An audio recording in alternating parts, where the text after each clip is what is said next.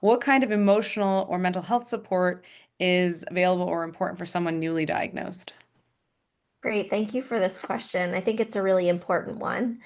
Um, I'm going to start off by saying that many people with MS, I'd even hazard to say most people with MS are quite resilient and actually do well emotionally over time.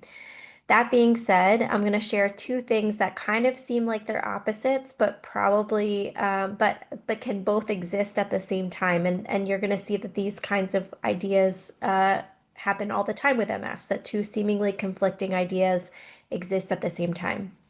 One is that 50% of people with MS will experience some form of depression in their lifetime. A third of people with MS will experience some form of clinical anxiety in their lifetime. And most people can be resilient.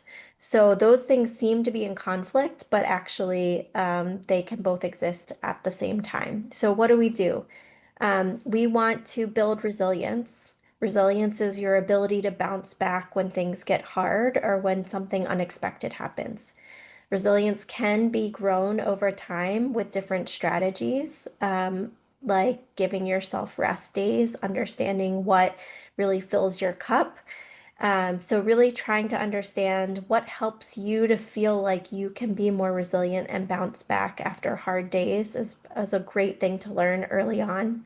Understanding your values is something that I often do with people. So if you love helping people and your career has been focused around helping people and maybe someday you might think about transitioning away from that career for many reasons. Maybe one of them is MS.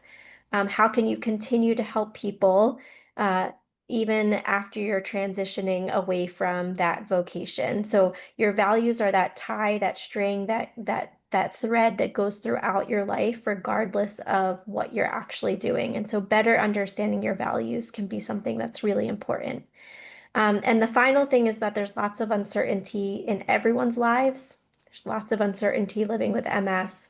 And so there's the term that's been studied in medical populations called tolerance of uncertainty.